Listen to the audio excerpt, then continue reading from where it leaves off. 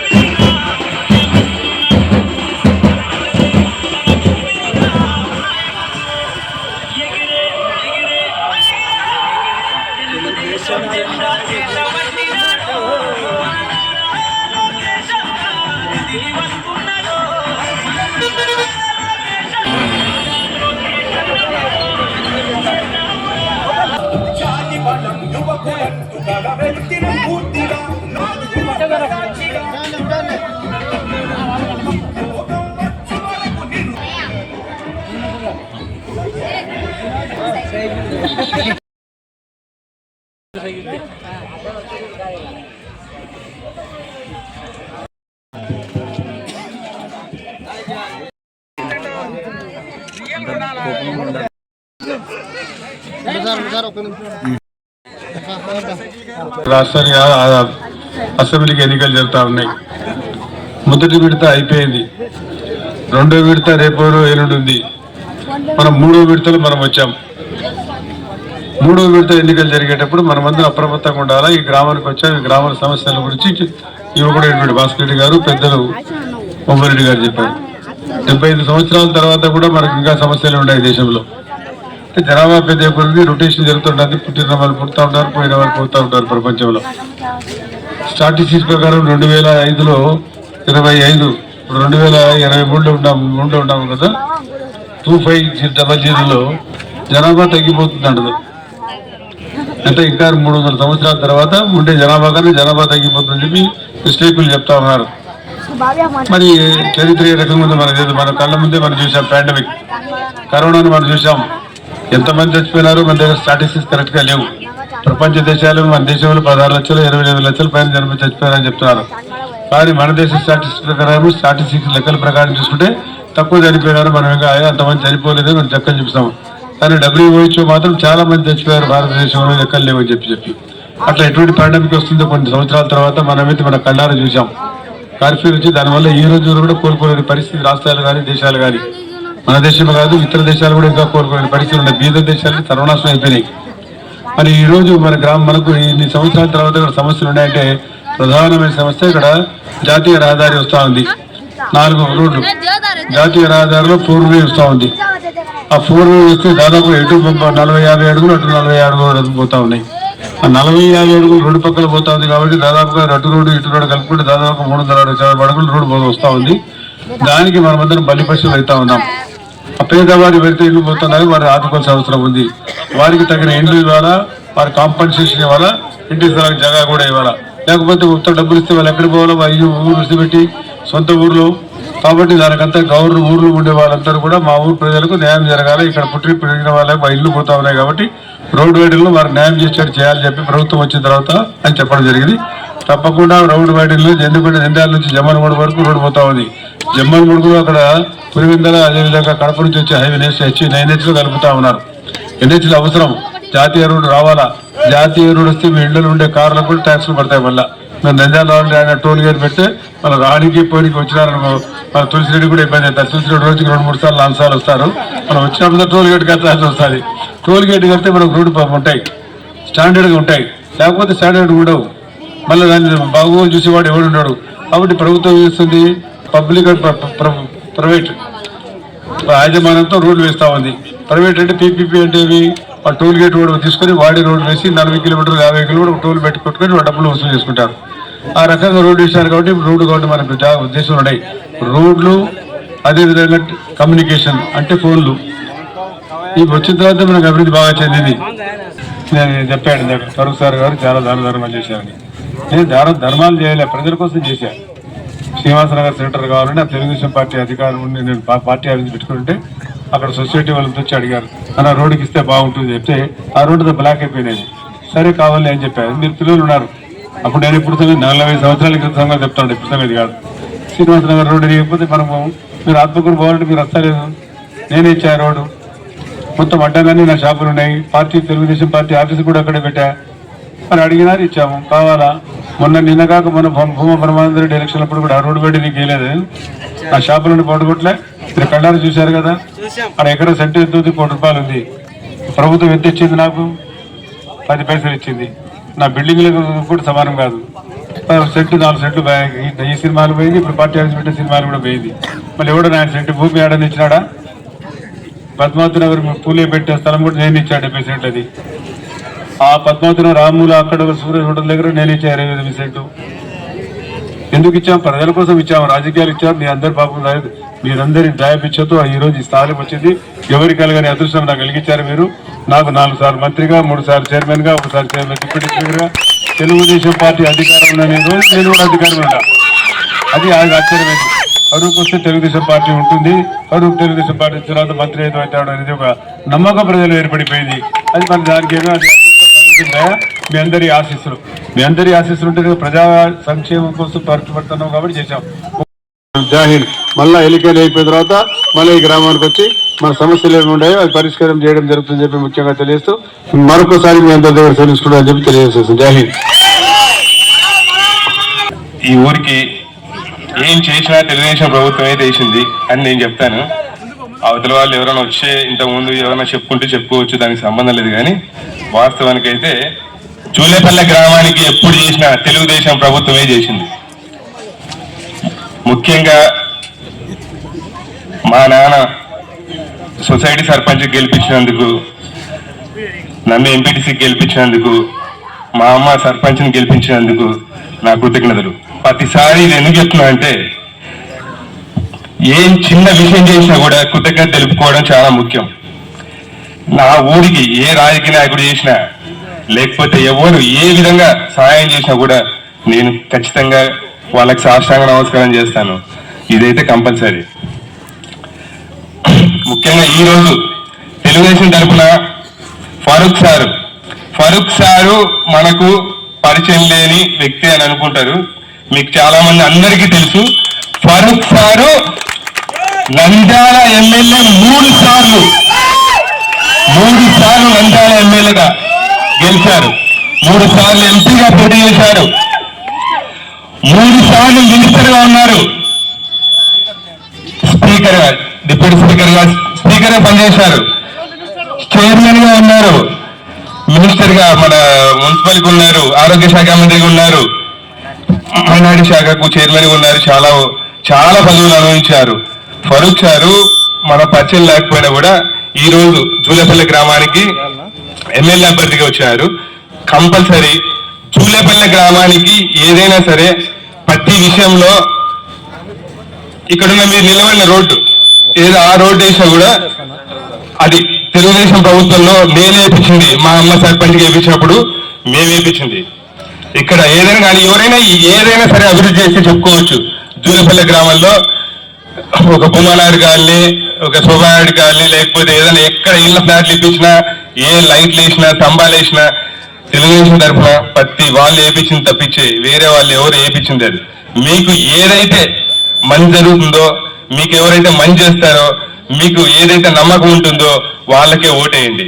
Compulsory Telugu Desam తరఫున జూలేపల్లె గ్రామానికి ఎప్పుడైనా సరే ఏ చిన్న సమస్య వచ్చినా కూడా ఫరూక్ సారు కంపల్సరీ మీ అమ్మడి ఉండి మిమ్మల్ని కంపల్సరీ ఏదైనా సరే మిమ్మల్ని ఏదైనా గెలిపిస్తారని నేను తెలుసుకున్నాను.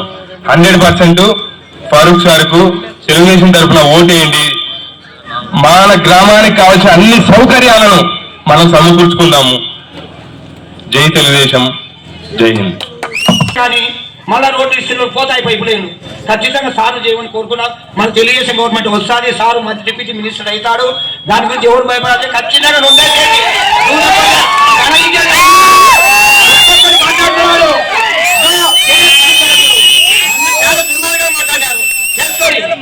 చూడు వచ్చేది అదే చూడు. ఇట్లాంటివన్నీ ఎన్నో కారణాలు కూడా తెలియజేయడం జరిగింది. ఈ అన్నిటి కూడా మనకు ఒక్కటే మార్గం, అదేంటంటే మన ఓటుతో తెలుగుదేశం పార్టీ గెలిపించుకొని అక్కడ చంద్రబాబు నాయుడు గారిని ముఖ్యమంత్రిగా చేసుకుని తెలుగుదేశం తరఫున నెల పెన్షన్లు వచ్చినాయా లేదా? మిగతా పార్టీల తరఫున ఏ అబద్ధం జరిగింది? ఎవరిని బెదిరించారు? ఎవరిని పిలిచి మాట్లాడినారు? ఎవరన్నా పోతే గౌరవించి మీకు రెస్పెక్ట్ ఇచ్చే వాళ్ళకి ఈరోజు వైకాపా పాలన అంటే ఒక రాక్షస పాలన అని చెప్పి ప్రతి పత్రిక ప్రతి యూట్యూబ్లో కూడా చెప్తుంది. ఎందుకంటే ప్రతిరోజు కూడా ఈ వైసీపీ గురించి పేపర్లు పత్రికలు ప్రతిరోజు చదువుతుంటారు. ఎంత అన్యాయాలు అన్యాక్రాంతాలు చేస్తున్నారో తెలుస్తుంది. రోజు ఒకరి మీద దాడి చేస్తున్నారు. ఇవన్నీ సంక్షేమ పథకాలు కాదు అతను చేసింది. ఓట్ల కోసం ఒక డ్రామా ఆడుతున్నాడు. కాబట్టి చంద్రబాబు నాయుడు గారు ప్రవేశించిన పథకాలు స్థిరస్థాయిగా ఉన్నాయి. పెన్షన్లు పెంచింది చంద్రబాబు నాయుడు గారే, 2000 రూపాయలు పెంచి తీసుకొచ్చింది చంద్రబాబు నాయుడు గారే. తర్వాత ఇతనికి అధికారంలోకి వచ్చినాక సంవత్సరానికి 250, సంవత్సరానికి 250 కూడా పెంచుకుంటూ వచ్చాడు. ఇప్పుడు చంద్రబాబు నాయుడు ప్రభుత్వం ఏర్పాటు చేస్తే 50 సంవత్సరాల లోపు ఉన్న వారికి 4,000 రూపాయలు పెన్షన్ ఇచ్చేదానికి రెడీగా ఉన్నారు. అలాగే వికలాంగులకు, దివ్యాంగులకు 6,000 రూపాయలు పింఛన్ ఇవ్వడానికి సిద్ధంగా ఉన్నారు. అవి కూడా మీ ఇంటి దగ్గరికి తీసుకొచ్చి ఇస్తారు. ఇప్పుడు చూడండి, మీరు జగన్మోహన్ రెడ్డి బటన్ నొక్కుతున్నా అని చెప్పి ఇప్పటికి 136 సార్లు బటన్ నొక్కినాడు. మేము మిమ్మల్ని అడుగుతుండేది, రేపు మే నెల 13వ తేదీన మీరు 2 బటన్లు నొక్కండి.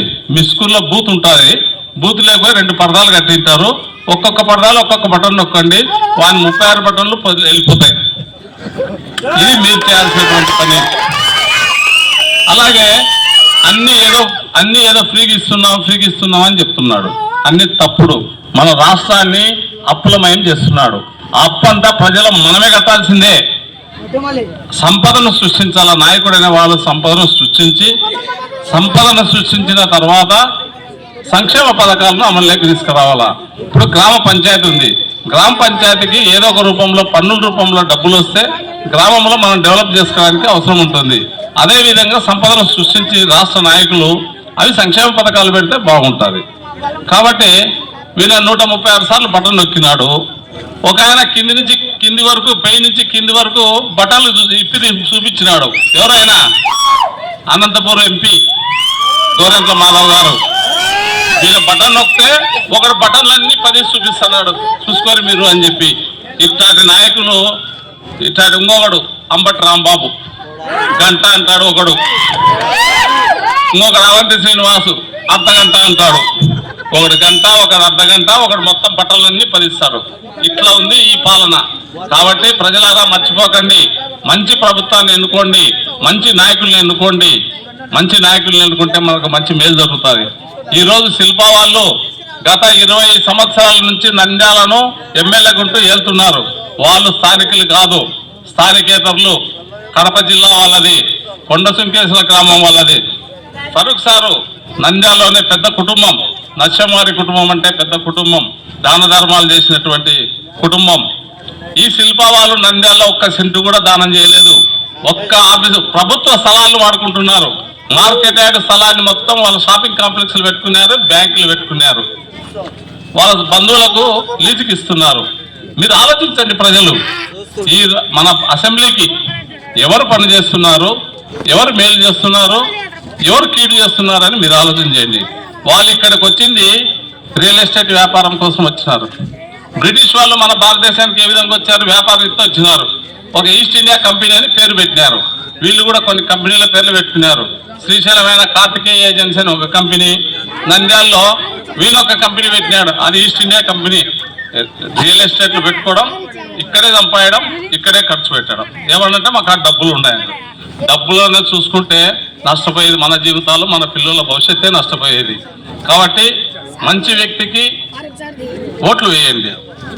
ఫరూక్ సార్ చాలా మంచి వ్యక్తి. వాళ్ళు రేపు ఓడిపోయినారనుకో అడ్రస్ ఉన్నారు, వాళ్ళ నాయకులు కాపాడే వాళ్ళు దిక్కు కూడా ఉండరు. మళ్ళీ చెప్తున్నా గ్యారెంటీగా, పోలీసు జీపులలో వెనక సీట్లో కూర్చోబెట్టి ఎత్తపోతారు, ఇది గ్యారెంటీ. వాళ్ళ నాయకులు ఉండరు, ఊర్లలో వాళ్ళ నాయకులు కూడా ఉండరు, జీపులో ఎత్తుకొని వెళ్ళిపోతారు. ఇది అందరూ మండల ప్రజలంతా గుర్తుపెట్టుకోండి. మండల నాయకులంతా కూడా పబ్లిక్ లో చెప్పండి. ఇది ఎవరైనా దౌర్జన్యాలు చేస్తే ఎవరు ఊరుకుండేది లేదు. అందరం సిద్ధంగా ఉన్నాం. వాళ్ళు కాదు సిద్ధంగా ఉండేది, మనం కూడా దేనికైనా సిద్ధంగా ఉన్నాం. కాబట్టి ప్రజల అందరూ గమనించి అందరూ ఫరూక్ సార్కి ఒక ఓటు, మన డాక్టర్ శబిరమ్మకు ఒక ఓటు వేయాల్సిందిగా కోరుతున్నాం. అలాగే డాక్టర్ శబరి గారు ఎవరో కాదు, మన రైతు బాంధవుడు, నందికోట ఎమ్మెల్యేగా పనిచేసినటువంటి వ్యక్తి. ఆయన కూతురు రైతు బాంధవుడు, రైతుల కోసం, నీళ్ళ కోసం పోరాడేటువంటి వ్యక్తి. మనకు 2వ కారు నీళ్లు రావాలంటే కూడా ఆమె మన తరఫున పార్లమెంట్లో వాయిస్ తీసుకొని వచ్చి నీళ్లు ఇప్పించేదానికి కూడా ఆమె సిద్ధంగా ఉంది. ఫరూక్ సార్ కూడా సిద్ధంగా ఉన్నారు. కాబట్టి ఇటువంటి వ్యక్తులకు మీరు ఓటు వేయండి అని చెప్పి సన్వయంగా కోరుకుంటున్నాను.